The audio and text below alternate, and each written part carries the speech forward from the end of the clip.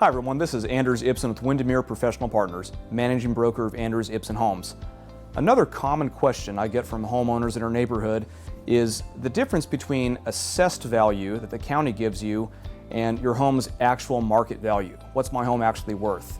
Is assessed valuation more accurate or less accurate? More conservative or not? What gives? What's the difference? And I'm really going to simplify this for you. The answer is they're two completely different things and they're calculated totally differently. Market value by its very nature is inherently accurate because all market value really means is what would a buyer offer on your home. Now there's a more technical definition from Fannie Mae, but basically the Cliff Notes version is a buyer who is typically motivated, well-informed, not acting under duress or coercion, who compares your home to various other homes, and based on how they compare them, what would they offer on your house? That's all market value is, and by its very nature, it's always accurate. Now, assessed valuation, on the other hand, is simply how much can the government tax you? And that's the purpose of assessed valuation, and the method by which the county uses is a really complex process called mass appraisal, which is basically a gigantic computer algorithmic average where they take your home as it looks on paper. So think your square footage, room count, lot size, things like that. And they compare it with dozens or even hundreds of recently sold homes that are also similar to your house on paper. And that's how they arrive at the assessed valuation.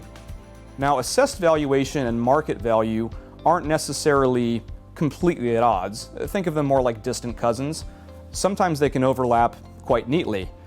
Generally, where that happens is with properties that meet two criteria. One is they're largely homogeneous, so they're pretty similar or cookie cutter. Think like townhome developments that are built by the same builder or tract home developments out in the county, for example. And the second criterion is there has to be a lot of turnover, so a lot of sales data. So computers are pretty good at taking lots of similar information and averaging them out neatly. When the information is homogeneous and there's a lot of it, then assessed valuation can be, if not accurate as market value, it's at least a good starting point.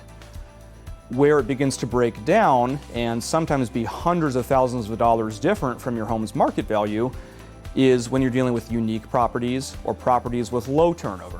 So if you're in Tacoma, think of a home on the historic register in the North Slope district or the Stadium district. Think of a view property, think of equestrian or waterfront.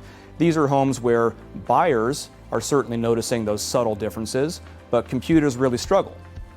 Because how can a computer calculate the floor plan of your home?